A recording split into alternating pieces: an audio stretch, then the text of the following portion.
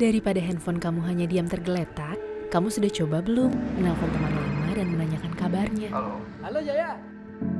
Pernah nggak bantu posting dagangan baru teman kamu? Karena semakin banyak yang tahu, semakin terbuka jalan bagi usahanya. Semoga Hari Merdeka di tahun yang sulit ini bukan hanya jadi slogan semata, tapi jadi titik pengingat untuk saling membantu apa yang kita bisa untuk sesama.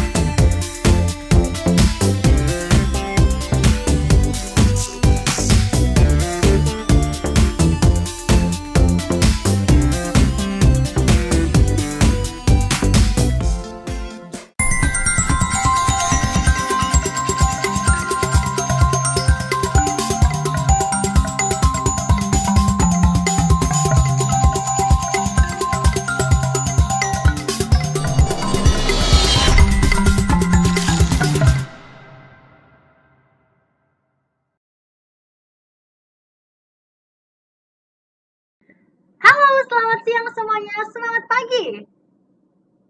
Wow, luar biasa sekali ya. Selamat siang dan selamat datang di The Next Step Summit 2020 at Jakten. Di mana acara ini merupakan acara puncak dari rangkaian acara The Next Step Summit 2020 yang berlangsung selama bulan November ini.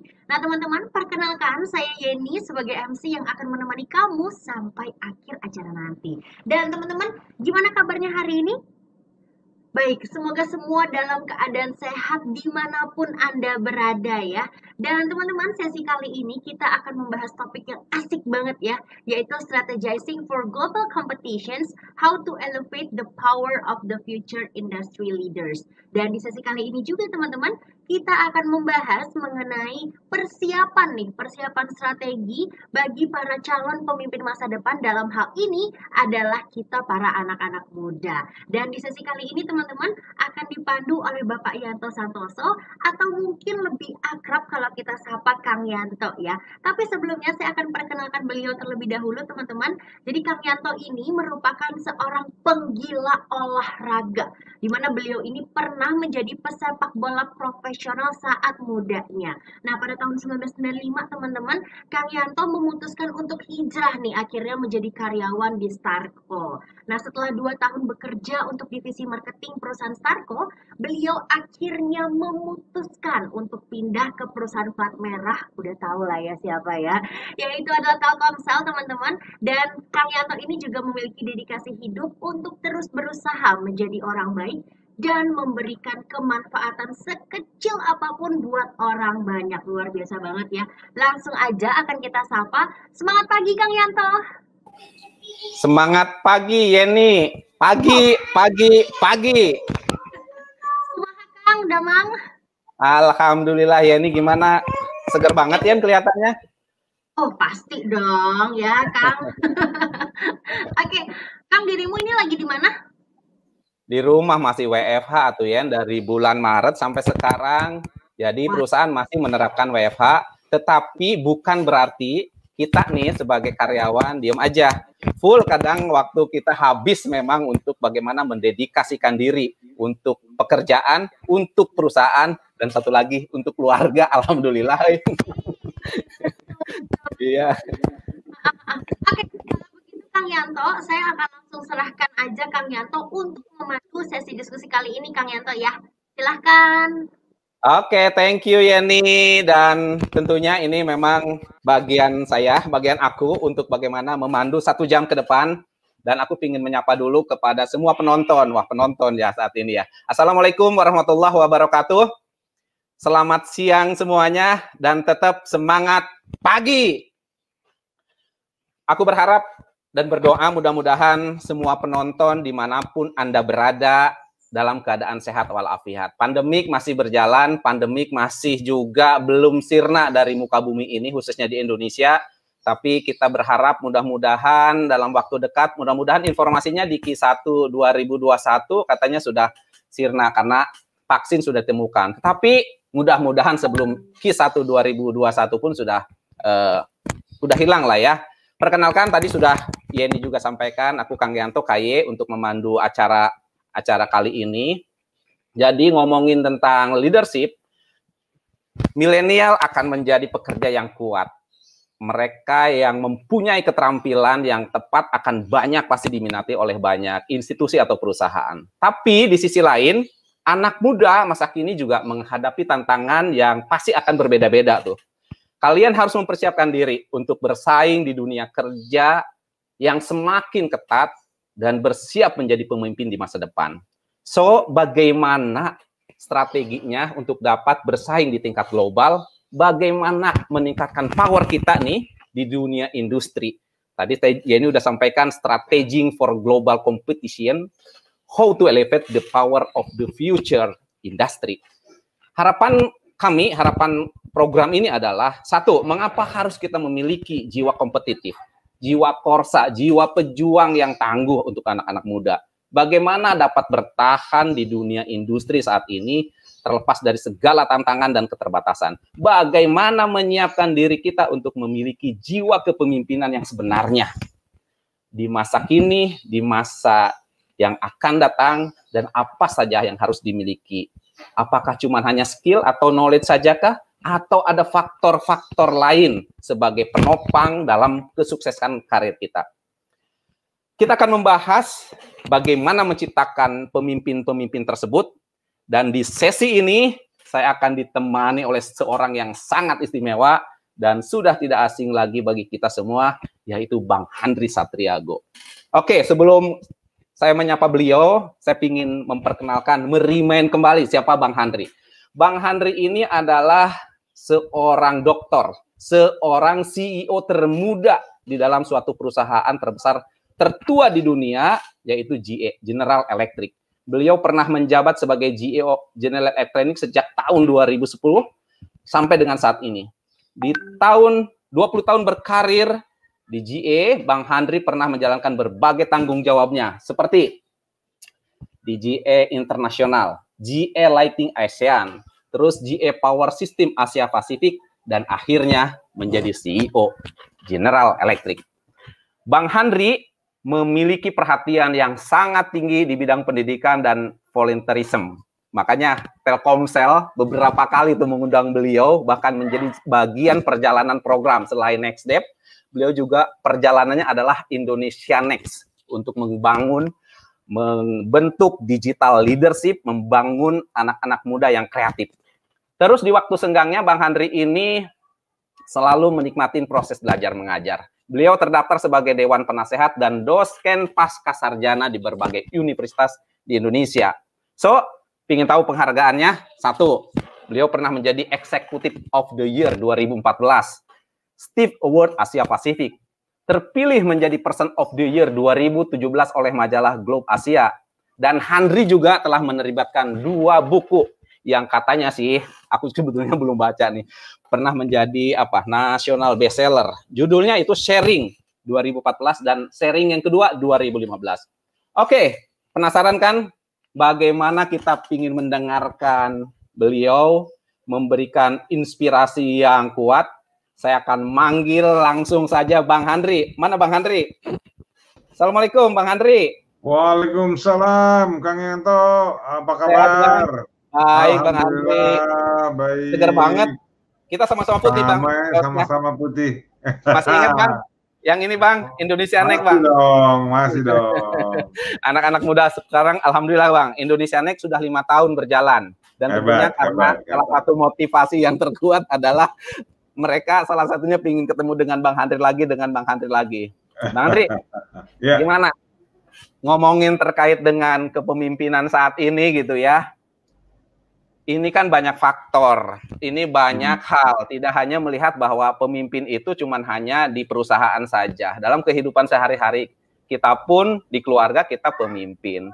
Di dalam lingkungan kalau kita ditunjuk menjadi seorang yang bertanggung jawab dalam sebuah organisasi, di dalam sebuah perkumpulan, itu juga peran pemimpin sangat penting. So, ini tentu tidak lepas dengan perkembangan teknologi, perkembangan zaman saat ini. Sehingga, nah inilah pentingnya. Sebetulnya ini karena memang untuk anak-anak milenial, anak-anak muda, kita sebetulnya lebih kepada mereka sebetulnya untuk mempersiapkan pemimpin di masa depan gitu ya. Baik yang masih di kampus, atau memang sekarang punya usaha tetapi belum besar gitu ya. Nah ini yang penting saya rasa untuk kita bahas nih Bang. Gimana Bang? Iya Kang, gimana Kang? Ya, jadi Bang Handri ini punya waktu sekitar 20 menit. Nanti kita ngobrol panjang lebar. Saya ingin mendapatkan, kita semua ingin mendengarkan seperti apa kepemimpinan masa depan itu yang harus kita miliki gitu ya. Karena faktor-faktor pendukung saya rasa juga harusnya juga dimiliki oleh mereka. Bang, ini waktu Abang, jadi silakan cerita dulu selama 20 menit. Setelah itu kita ngobrol lagi ya Bang. Saya nggak mau ganggu Abang dulu, biar Abang benar-benar fokus untuk memberikan insight buat si para anak-anak muda di luar sana tuh, penonton yang mendengarkan kita. Ini mudah-mudahan buat mereka. Silakan Bang Handri. Terima kasih. Jadi teman-teman, dunia ini terus berubah dan kita berhadapan dengan perubahan, salah satu perubahan yang paling besar saat ini, di mana kita menghadapi pandemi. Nggak pernah ada pandemi sebesar ini dalam 100 tahun terakhir. Jadi sebelum pandemi juga kita mengalami berbagai perubahan yang ada. Dan ini membuat semua konsep mengenai kepemimpinan, konsep mengenai manajemen juga berubah. Yang sekarang kita lihat yang diperlukan adalah berbagai kemampuan untuk mampu bertahan dan melakukan adaptasi dari berbagai perubahan yang ada. Dan kalau dilihat perusahaan-perusahaan yang besar sekarang ini adalah perusahaan-perusahaan yang mampu bertahan dan adaptif terhadap perubahan yang ada. Kenapa perlu adaptif? Karena mau nggak mau harus berkompetisi. Dan nggak cuma perusahaan yang berkompetisi. Negara juga berkompetisi. Ya, negara berkompetisi dan itu membuat ternyata berhubungan dengan tingkat kemakmuran yang ada pada masyarakatnya. Negara yang tingkat kompetisinya tinggi, maka tingkat kemakmurannya tinggi. Negara yang tingkat kompetisinya rendah, maka tingkat kemakmurannya juga rendah. Jadi berhubungan lurus. Nah, apa yang membuat sebuah negara punya tingkat competitiveness atau daya saing yang tinggi dibanding dengan negara lain? Tadinya saya pikir adalah sumber daya alam. Ternyata bukan. Saya pikir tadinya adalah jumlah penduduk. Ternyata juga bukan. Banyak negara yang jumlah penduduknya sedikit, sumber daya alamnya sedikit, tapi makmur. Nah, setelah dilihat-lihat ternyata adalah sumber daya manusia. Sumber daya manusia lokal yang ada di dalam negara tersebut. Semampu apa sebuah negara memiliki kemampuan sumber daya yang mampu membuat negara tersebut jadi pemain global. Ini yang jadi masalah. Karena Indonesia masih jauh dari situ. Kita peringkat 50-an sekarang dari sekitar 170 negara. Kita di bawah Thailand, di bawah Malaysia, di bawah Singapura, dan yang lebih menyedihkan lagi, padahal kita punya sumber daya alam yang lebih besar dibanding mereka semua. So, kenapa kita tidak bisa menjadi lebih kompetitif? Jawabannya ada pada sumber daya manusia. Sumber daya manusia kita belum memiliki kemampuan berkompetisi yang cukup tinggi di dunia internasional. Jumlah orang Indonesia yang bekerja di luar negeri, jumlah orang Indonesia dalam level manajerial ke atas ya, jumlah orang Indonesia yang bekerja di dalam negeri tapi menghasilkan produk yang diekspor ke luar negeri, itu dibanding jumlah penduduk dan luas negaranya masih jauh lebih kecil dibandingkan dengan Swedia misalnya, yang negaranya kecil tapi semua produknya diekspor. Di Swedia kita kenal Volvo, kita kenal Ericsson, kita kenal IKEA, di Denmark kita kenal Lego, di Malaysia kita kenal Petronas, di Singapura ada Singtel, di Indonesia ya masih susah, mungkin Indomie barangkali. Tapi ya itu, skill of product, value of produknya mungkin belum tinggi. Jadi nggak cuman kemampuan kita mengekspor saja, tapi value added-nya juga, nilai tambahnya juga. Dan ini yang ternyata menjadi masalah buat kita. Saya bolak-balik berpikir apa yang membuat kita tidak cukup mampu untuk bersaing di dunia global. Ya kalau dilihat peringkat saing leadership global Indonesia itu ternyata masih ranking 90-an dari 110 negara. Kita lebih rendah dari Vietnam. Jadi ternyata kalau saya bawa ke tempat saya kerja ya, di mana saya kerja di perusahaan multinasional, saya lihat sumber daya Indonesia dengan sumber daya negara lain. Ada hal-hal yang sangat kritikal. Yang pertama adalah kita tidak jago untuk bertanya. Kita jago untuk menjawab.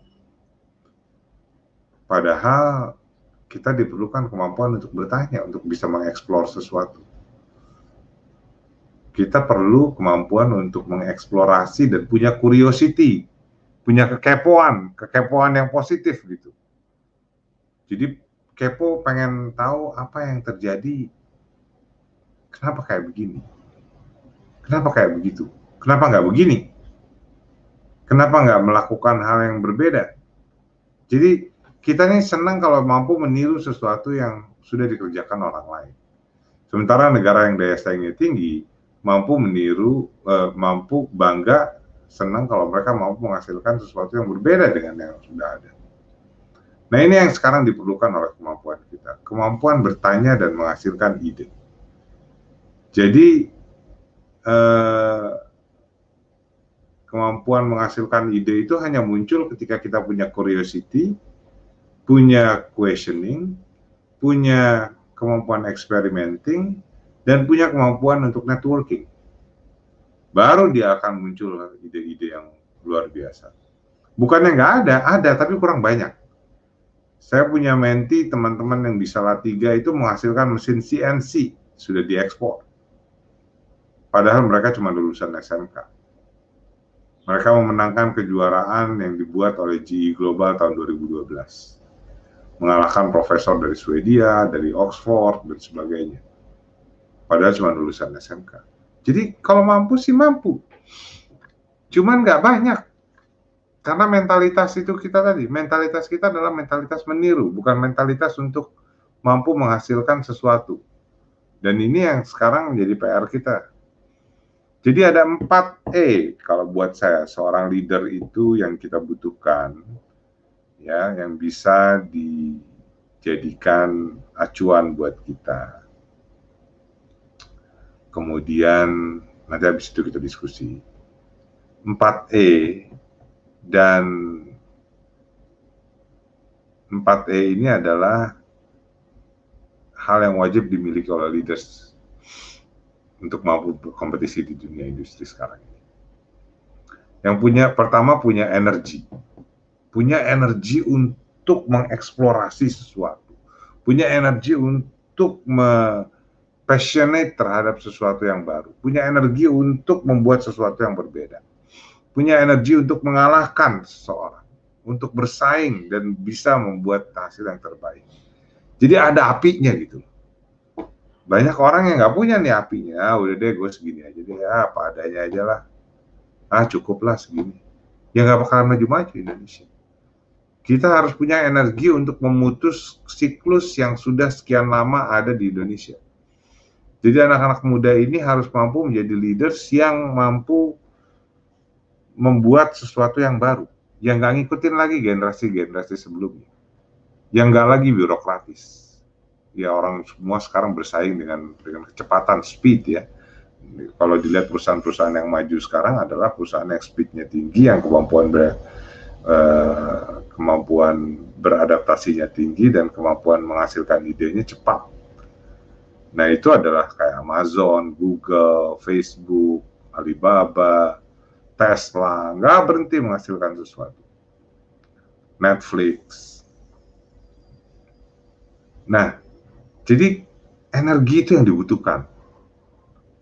Kemampuan untuk menginginkan menghasilkan sesuatu yang baru, menghasilkan ide, membuat persaingan menjadi sesuatu yang sehat, menerima keberagaman. Nah, lalu yang kedua adalah kemampuan mengenergikan orang lain agar orang lain sama berenerginya seperti kita juga.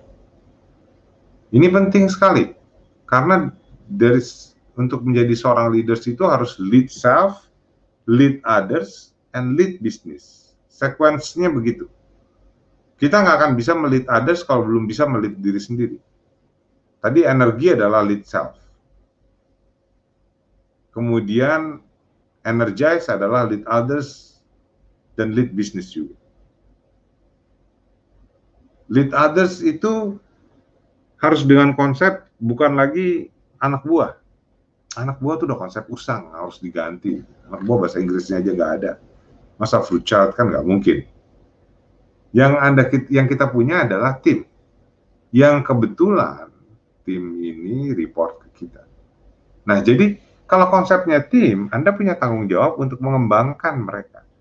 Oleh karena itu saya selalu tekankan, the job of a leader is to create another leaders. The job of a leader is to create another leaders. Kenapa? Karena good leaders dengan good followers, dengan good team akan menjadi a better leader.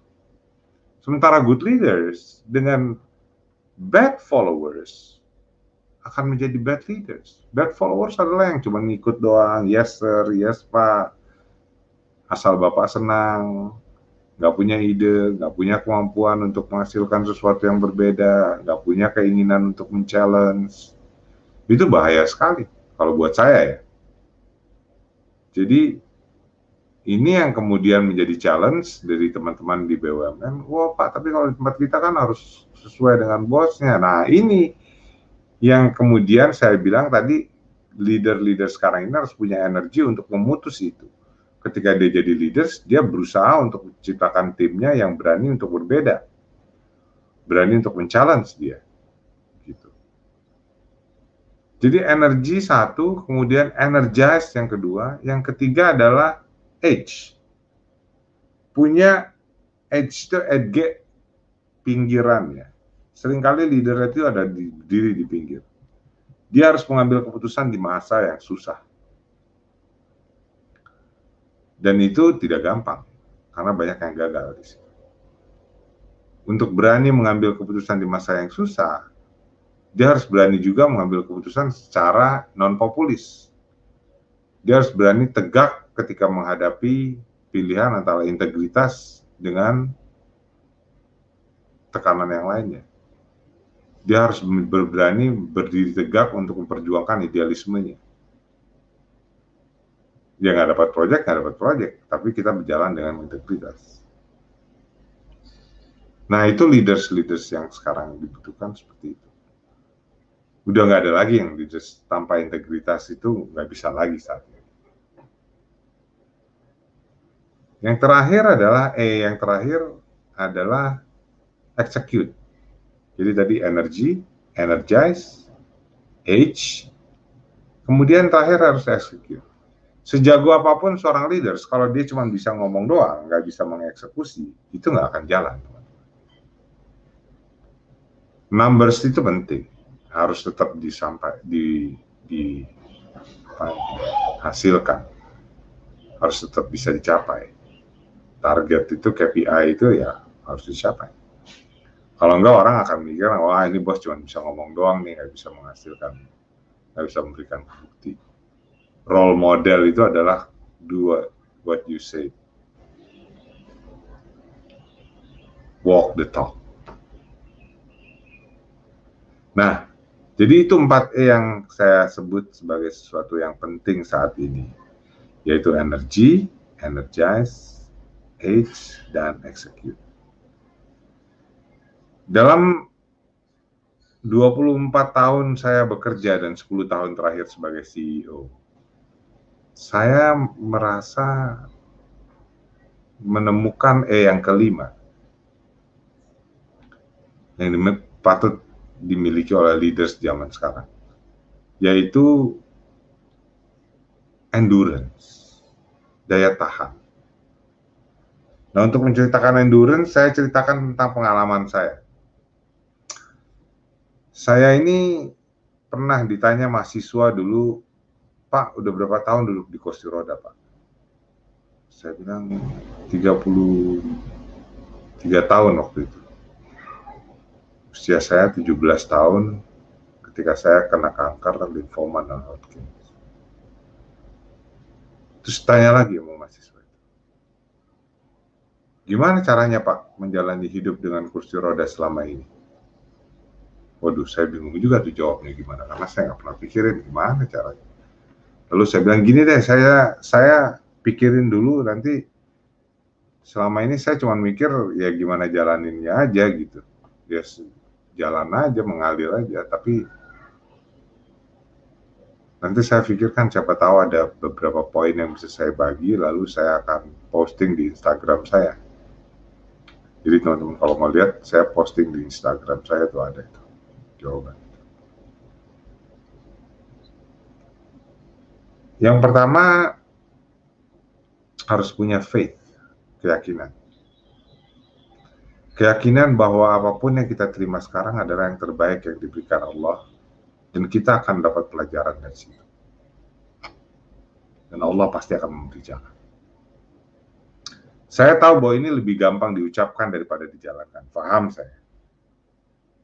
Tapi saya juga pernah membuang keyakinan ini. Saya pernah nggak mau percaya lagi pada Tuhan, saya nggak mau lagi menjalani kehidupan beragama dan sebagainya. Itu saya seperti terombang-ambing di samudra yang kemudian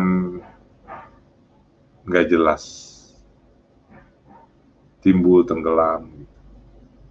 Ketika saya punya faith, punya keyakinan, saya punya pegangan, semacam papan gitu yang kemudian saya bisa naik, kemudian saya bisa lompat lebih tinggi sesudah itu nanti. Bouncing back. Nah, Anda nggak akan punya faith tadi kalau misalnya Anda nggak mencari, kalau nggak berusaha untuk punya keyakinan. Karena keyakinan itu nggak muncul begitu saja tanpa dicari, tanpa melakukan penyerahan diri kepada Yang Maha Kuasa.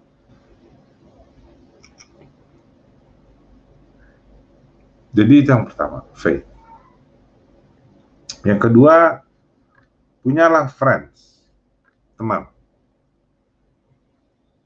Saya nggak bilang family karena family itu given, pasti akan mendukung Anda. Tapi kalau teman itu Anda perlu cari. Teman yang baik itu akan memberikan energi yang positif. Teman yang baik akan memberikan apa yang disebut self-fulfilling prophecy. Keyakinan karena dipercaya, dan Anda akan menjalankan kegiatan Anda sebaik mungkin karena Anda dipercaya oleh teman Anda. Gimana punya teman yang baik? Almarhum ayah saya rumusannya dulu simple. Beliau bilang gini, nak, kalau kau ke kantor ketemu bos kau pasti kasih senyum yang paling manis untuk bos kau. Nah, jangan lupa kasih senyum yang sama untuk office boy dan satpam kau. Beliau mengajarkan untuk treat everybody the same. Beliau mengajarkan untuk respect others. Because if you respect others, you will be respected. You will not be respected if you are not respecting anybody. Dan respect itu nggak bisa dibeli. Jadi kembali lagi bahwa untuk mendapatkan good friends, you have to put an effort dengan cara memberikan respect pada temanmu untuk kemudian mereka menjadi teman. Lalu Anda harus juga punya fun. Jadi tadi faith, friends, fun. Fun, hidup ini harus ada fun-nya, nggak bisa melulu serius atau tenggelam di satu hal saja. Ikut punya hobi apa kayak gitu, goes kayak, ngumpulin buku kayak, ikan cupang kayak. Karena begitu Anda punya fun, maka Anda jadi orang optimis. Di zaman sekarang ini, optimis adalah yang dibutuhkan dan pesimistik is not an option. Nggak akan bawa kemana-mana itu pesimistik. Jadi harus fun, harus enjoy the life juga. Dan terakhir, Anda harus fight. Masalah nggak akan selesai kalau nggak dilawan. Setiap orang punya masalahnya masing-masing. Saya ingat pertama kali saya kuliah itu, saya udah mau pulang tuh. Soalnya saya datang ke kampus, kemudian di bawah tuh ada tulisan, mahasiswa baru kumpul di lantai 4. Saya pikir gimana caranya saya kumpul di lantai 4. Udahlah saya pulang aja lah. Tapi untungnya saya nggak pulang tuh. Saya mikir gimana caranya saya bisa sampai atas. Ternyata lagi mikir-mikir kayak gitu, ada kakak kelas yang lewat, kemudian dia nanya, kamu mau naik? Iya bang, bisa. Nggak bisa bang. Ya udah pegangan sama pundak saya. Saya bilang, wah bang, saya berat ini, nggak mungkin bisa abang bawa saya ke atas. Dia bilang, pegang aja dulu, nanti juga banyak yang bantu. Ternyata dia betul. Sesudah saya mulai pegang pundaknya, kemudian ada yang bantuin, ada orang yang lewat dari sana bilang, sama saya, saya ngangkut, saya ngangkut. Ada aja yang bawa. Akhirnya saya nyampe lantai 4. Nggak tahu gimana turunnya, tapi saya nyampe di lantai 4. Nah, percaya atau tidak teman-teman, 4 tahun kemudian saya jadi insinyur dengan cara yang sama. Diangkat ke atas, dibawa lagi ke bawah. Intinya ketika Anda mulai melawan, when you start to fight, banyak jendela dan pintu yang kebuka. A lot of doors and windows open. Jika Anda menyerah, semua pintu dan jendela tertutup. If you give up, all the doors and windows are closed. Jadi dengan 4F itu Anda akan punya endurance. Jadi lengkap 5E. Energy, energize, age, execute, dan endurance. Segitu dulu, pas 20 menit ini kalau nggak salah hitungan saya kembalikan ke Kang Yanto untuk kemudian kita bisa bertanya jawab dan berdiskusi dengan ramai. Mudah-mudahan. Terima kasih. Mudah-mudahan bermanfaat. Assalamualaikum warahmatullahi wabarakatuh. Waalaikumsalam, Bang. Baru sebentar amat ini. Padahal kita ingin mendengarkan banyak. Oke lah, kita ada sesi tanya jawab. 4E ditambah dengan E1. Terus ada lagi 4F ya tadi ya. Dicatat ya, nanti di-remind lagi dan mudah-mudahan teman-teman bisa meniru, bisa menerapkan karena ini kata Bang Handri adalah wajib. Oke Bang. Bang, di awal tadi abang Sorry, gini bang. saya pikir kita perlu banyak waktu untuk tanya jawabnya, jadi saya sengaja cepat. Ntar kalau enggak saya ngomong terus. Nggak apa-apa bang, mudah-mudahan 30 menit ke depan kita bisa ngobrol. Kalau ada yang ditambahkan, abang kan bisa menyampaikan lagi. Ya. Apalagi sebetulnya yang bisa kita lakukan, kan gitu ya bang? Iya. Bang, tadi aku tertarik dengan yang sumber daya manusia tuh bang. Iya. Bukannya Presiden kita Jokowi pada tanggal apa ya? Kalau nggak salah sidang kabinet terbatas itu tanggal 3 Agustus deh. Kalau nggak salah ya bang, beliau juga ngomong tuh tentang mencanangkan program yang 5 langkah transformasi digital di Indonesia, Bang. Mudah-mudahan Abang ingat. Yang pertama kalau nggak salah ya, Bang, dia ngomongin tentang percepatan perluasan akses dan peningkatan infrastruktur digital, kalau nggak salah waktu itu. Terus yang kedua, kalau nggak salah beliau juga bilang terkait dengan menyiapkan roadmap transformasi digital di sektor yang strategis. Nah, yang ketiga ada percepatan integrasi pusat data nasional. Dan yang keempat ini yang saya rasa masih menyambung dengan yang tadi Abang bilang, terkait dengan penyediaan sumber daya manusia yang bertalenta digital. Dan terakhir nomor 5, beliau bilang waktu itu kalau tidak salah ngomongin tentang masalah regulasi, terus pendanaannya dan pembiayaannya. Saya tertarik dengan nomor yang 4, Bang. Hubungannya dengan leadership berarti kan sangat kuat nih, dengan digital talenta. Nah, seperti apa sih Bang yang harus disiapkan oleh mereka tuh terkait dengan ternyata pemerintah pun mereka sudah mencanangkan terkait dengan sumber daya manusia yang hebat gitu Bang. Ada tanggapan Bang? Iya, sebenarnya sudah sangat strategis ya rencana yang dibuat ya, tapi sayangnya kan datang pandemi ini ya, jadi agak bukan terpinggirkan lah, tertunda lah barangkali. Tapi zaman digital ini kita butuh orang-orang yang nggak cuman gini, future of work ya, kalau kita bicara future of work, kerjaan masa depan.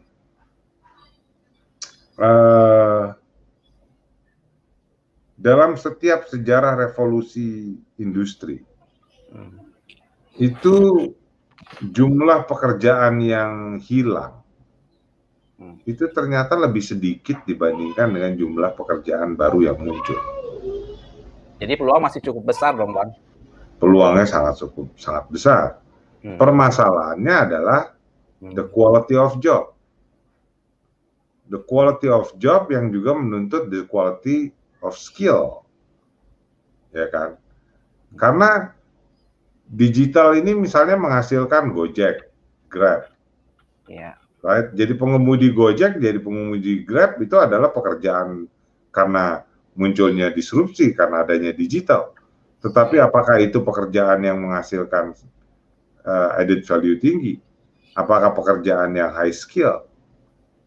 Nah, sementara melakukan desain di mesin CNC itu bukan pekerjaan yang terlalu wah sekali yang membutuhkan kemampuan master, PhD dan sebagainya, tetapi bisa dikerjakan oleh anak-anak SMK. Nah, tapi high value. Jadi kita butuh pendidikan kejuruan, kita butuh pendidikan vokasi yang tinggi sekarang ini. Dan ini kalau kantor saya mendukung sekali, ini kita bikin banyak kerjasama ya untuk pendidikan vokasi, untuk mampu menjalankan bagaimana digitalisasi ini bisa dibuat, bisa dikerjakan oleh anak-anak muda. Jadi, nah tapi poinnya itu dia tadi, jangan sampai menjadi meniru. Jadi satu orang niru jualan online, 100.000 berikutnya jualan online lagi gitu, yang nggak ada bedanya gitu. Sementara yang kita butuhkan adalah kemampuan munculnya ide-ide baru. Kalau ada yang jualan online dengan ini, mungkin jualan online-nya yang berbeda, mungkin produknya yang berbeda. Harus ada kemampuan untuk terus bertanya why not, what if, what can I do differently, that kind of things menurut saya kan. Nah kalau kolaborasi Bang, walaupun tadi bahwa ada banyak yang ATM, mati, tiru, modifikasi, tetapi kalau jalan sendiri kan tentunya juga perlu networking yang luas, publikasi, promosi. Kalau dia sendirian kan peluangnya kecil nih Bang. Apakah satu kolaborasi dengan kalimat tersebut gotong royong lah dalam hal ini juga penting tidak tuh Bang? Iya, penting sekali, penting sekali. Penting sekali. Sebuah negara yang tingkat kompetisinya tinggi, yang sangat kompetitif, itu kerjasama antara multinasional company dengan startup-nya tinggi banget. Jadi kalau misalnya kita lihat Bio Farma itu paling besar itu kan ada di San Diego ya, di Amerika.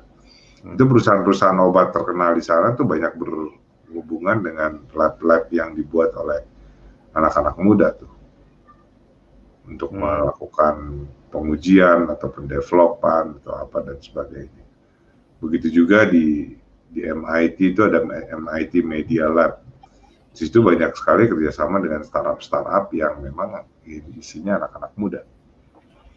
Nah, kolaborasi seperti yang dilakukan oleh Telkomsel, menurut saya ini sebuah langkah yang luar biasa ya, yang menjangkau anak-anak muda, menjangkau mereka untuk menghasilkan sesuatu ide, untuk mengembangkan produk baru ataupun pemikiran baru yang bisa kemudian dijadikan sebagai bisnis baru. Ya, pendanaan juga hal yang menjadi masalah.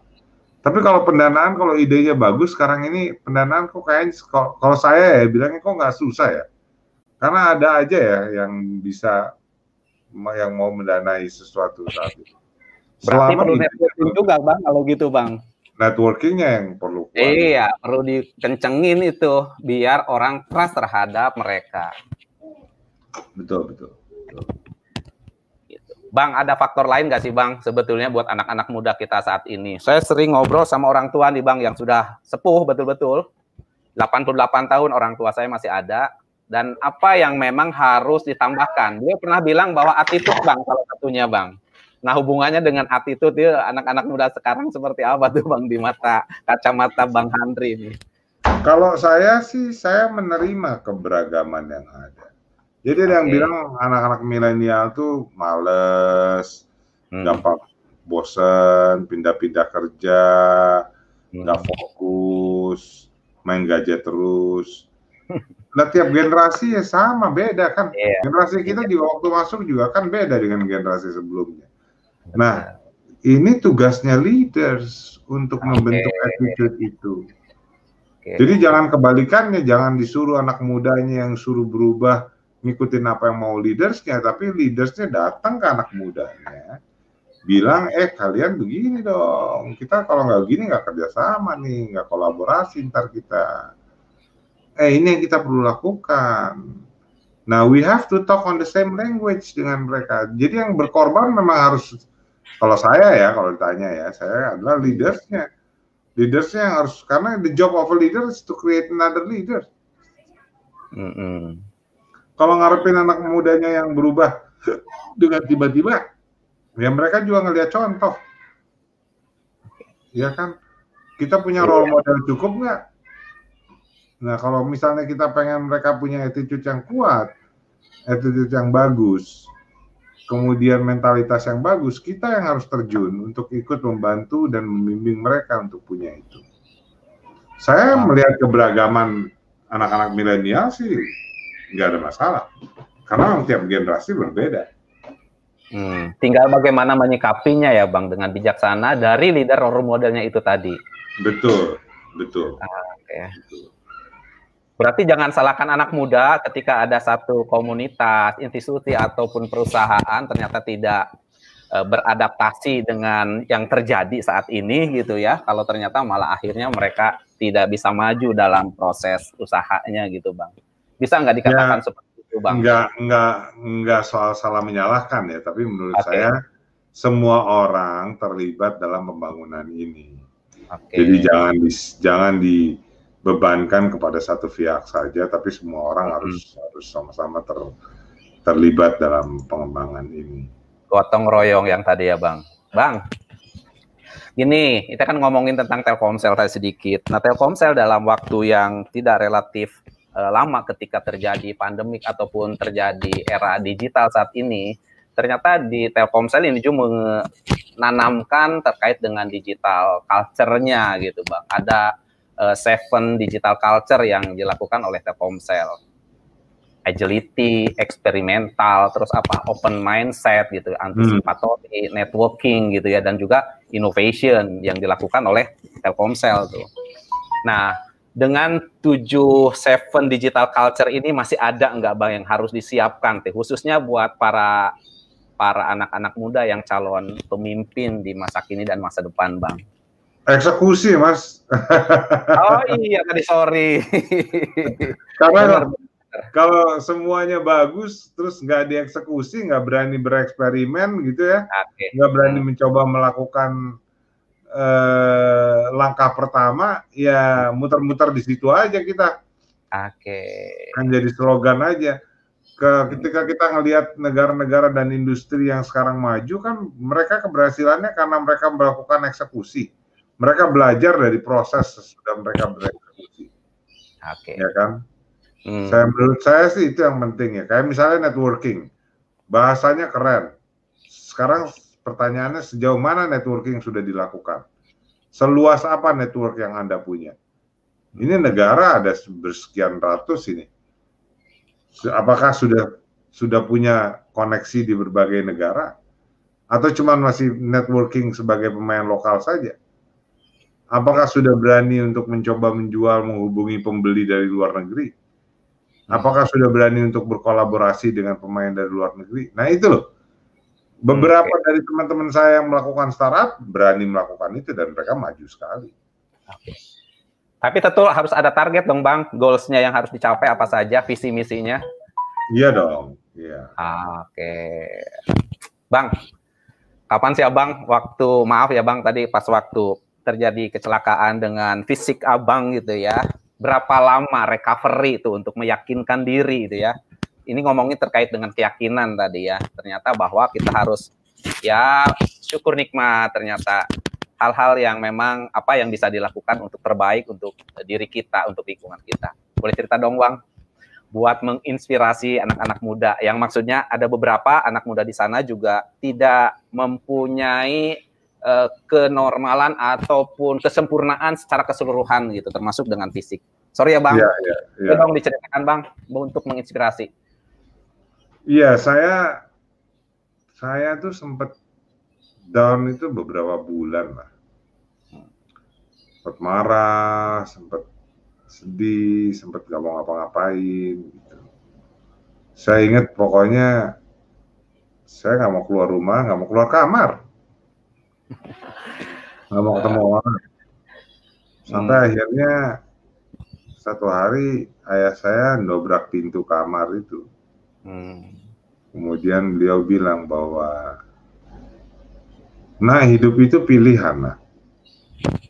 Kau bisa memilih mau cuman diem doang di kamar ini, nggak ngapa-ngapain, atau seperti mencoba mendorong mobil di jalanan yang terjal, yang menanjak. Nggak boleh berhenti, karena kalau berhenti itu mobilnya turun lagi.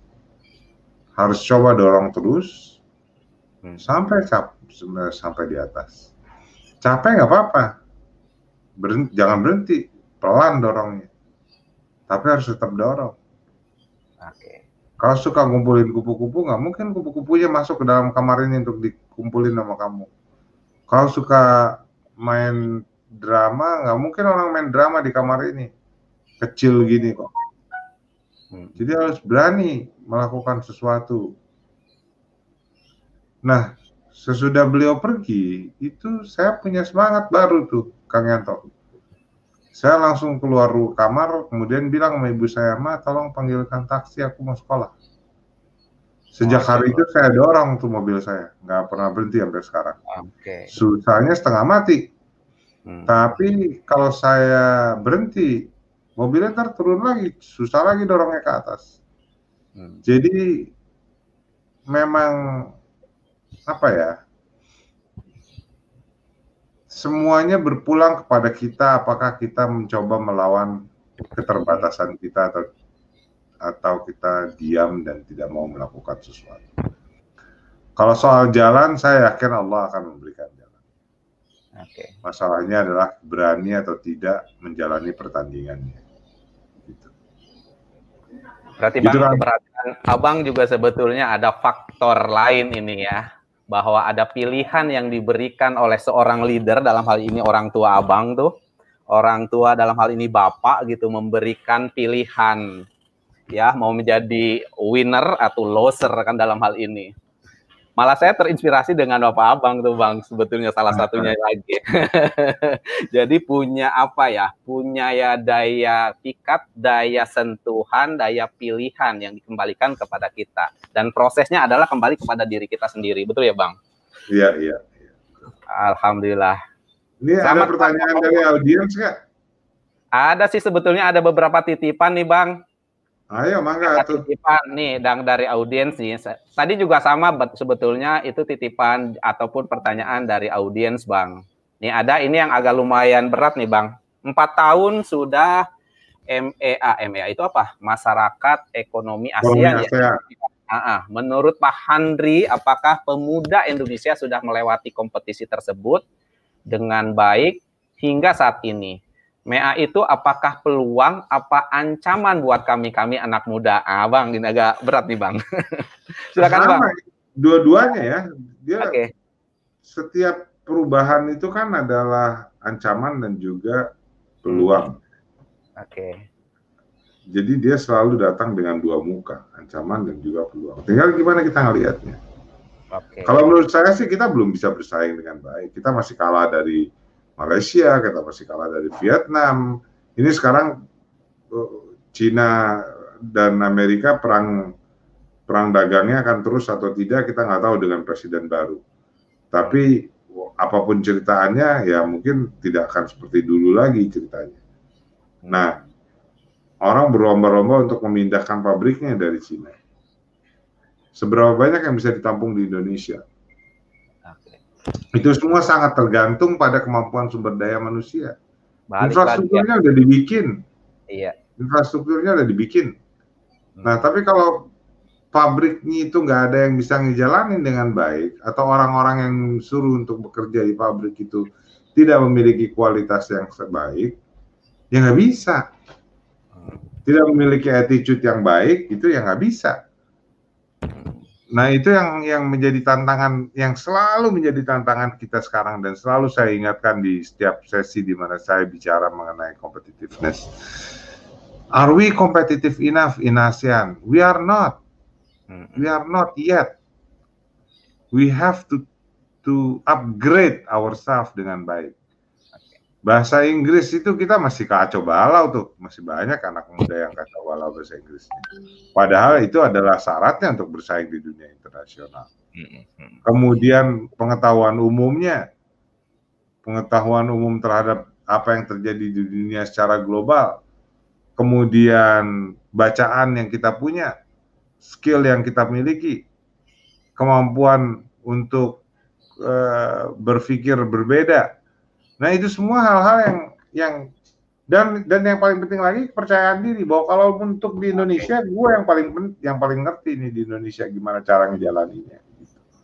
Dan ini banyak yang kita suka lupa mendefinisikan kepercayaan diri adalah bagaimana kita pengen kelihatan di depan orang lain.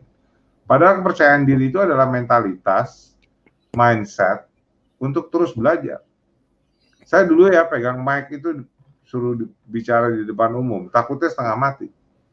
Karena yang ada di pikiran saya adalah, ini penampilan saya benar apa enggak ya, udah benar apa enggak ya, botak saya ketutupan enggak ya, segala macam yang dalam konteks apa yang saya pengen orang lain lihat dari diri saya. Ketika mindset itu saya ubah bahwa ini adalah proses pembelajaran saya, ceritanya jadi beda. Bahwa kalau saya salah, saya bisa belajar lagi.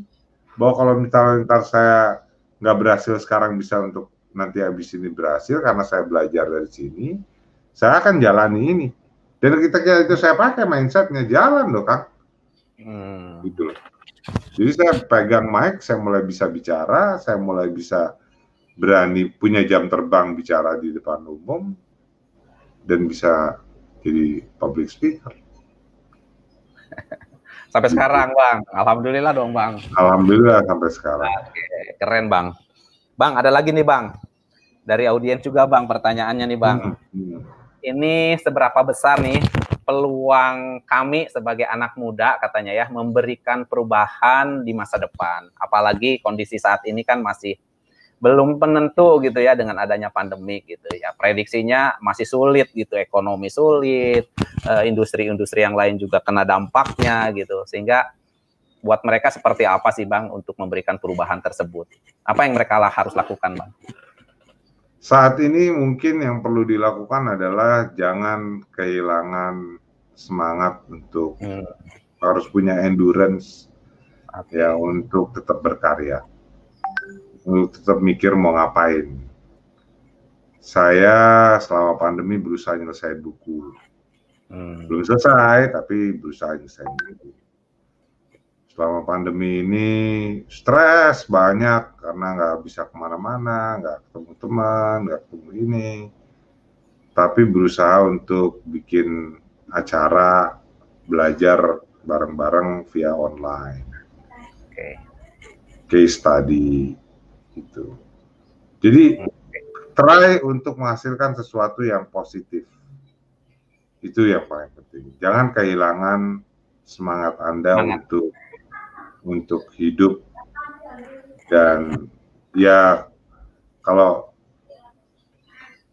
di kepercayaan yang saya anut sih, saya yakin Tuhan pasti akan memberikan jalannya gitu. Sesudah kesusahan akan ada kemudahannya gitu kan. Amin. Tapi kapan ya, itu yang diperlukan. Kita harus punya daya tahannya nih, harus punya kekuatannya untuk menjalani ini dengan baik gitu. Jadi teman-teman jangan pernah frustrasi ya, jangan menyerah. Tetap untuk menghasilkan sesuatu, berpikir, memproduksi sesuatu. Banyak yang melakukan bisnis-bisnis baru, saya lihat, dan ini menarik sekali. Dan saya ngelihat juga banyak produk-produk baru, pohon lah sekarang. Betul, sepeda Bang, goes. Sepeda.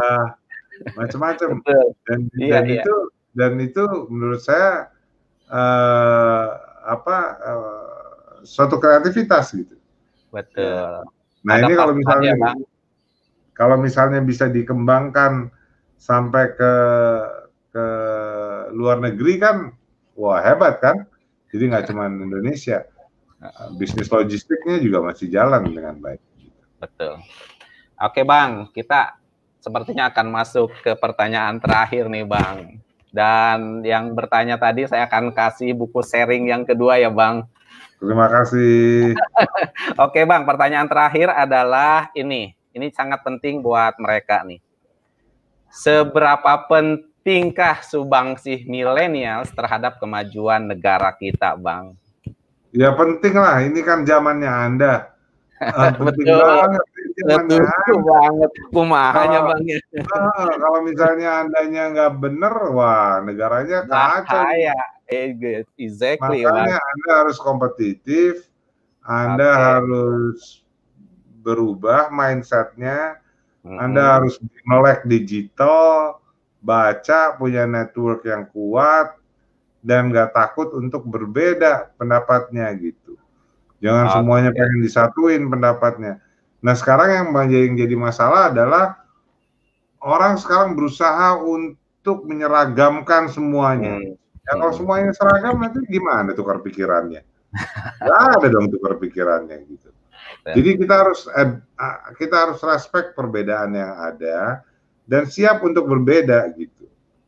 Jadi closing statement saya barangkali adalah kita harus melakukan pemutusan siklus, cut the cycle, siklus dari hal-hal yang tidak perlu lagi dilakukan, birokrasi, power distance misalnya, asal bapak senang. Nah, yang kayak gitu yang Anda nggak suka dari orang-orang di atas Anda jangan Anda lakukan, supaya orang-orang di bawah Anda nanti nggak kayak gitu.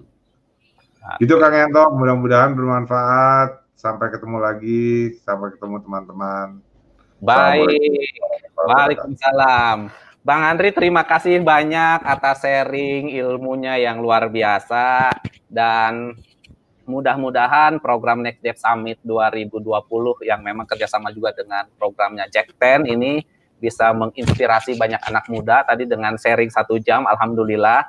Jadi kalau ada sedikit aja saya tambahkan dengan beliau ini, ingat 4E, dan ada satu lagi ditambahkan menjadi E yang terakhir adalah endurance. Jadi kita jangan tidak punya semangat, harus punya semangat hidup untuk memberikan yang terbaik. Yang pertama energi, energize, terus yang ketiganya, yang kedua adalah energize, yang ketiganya age, terkait dengan kita siap dipinggirkan, tetapi bukan maksudnya untuk dipinggirkan, tapi tetap harus fight, terus execute, itu yang sangat penting, dan terakhir adalah endurance. Dan ada 4F yang beliau sampaikan, Bang Henry sampaikan, tentang keyakinan, fit, friends, teman-teman terbaik, itu yang menjadi penyemangat kita, fun, dibawa benar-benar happy dengan apa hobi-hobi kita, komunitas-komunitas kita, dan terakhir adalah terkait dengan fight. Bang Henry, thank you banyak, sudah memberikan banyak inspirasi, dan terakhir foto bersama dong Bang, biarpun berdua. Ayo. Caranya gimana Bang? Tetap anak muda dong Bang. Oke, selamat. Dan satu lagi untuk tetap semangat Bang, satu lagi kita kepalkan tangannya. Dan terakhir Bang, untuk anak muda, satu kalimat aja. Terakhir Bang. Jangan takut untuk melakukan perubahan. Sip, jangan takut untuk melakukan perubahan. Karena perubahan adalah udah keniscayaan. Jadi kalau seandainya kita tidak mau melakukan perubahan, ya cicing baik di rumah gitu ya, tidak akan berhasil untuk kalian. Baik, terima kasih Bang Henry atas waktunya 1 jam. Mudah-mudahan sudah bisa memberikan banyak insightful yang luar biasa kepada anak-anak muda. Dan kita ketemu lagi di lain kesempatan Bang Henry. Assalamualaikum warahmatullahi wabarakatuh. Terima kasih teman-teman yang lain. Dan semangat pagi. Pagi. Thank you. Saya kembalikan kepada Yeni. Yeni, tadi sudah kita bincang-bincang asik dengan Bang Henry ya. Pasti Yeni juga tadi ikutan.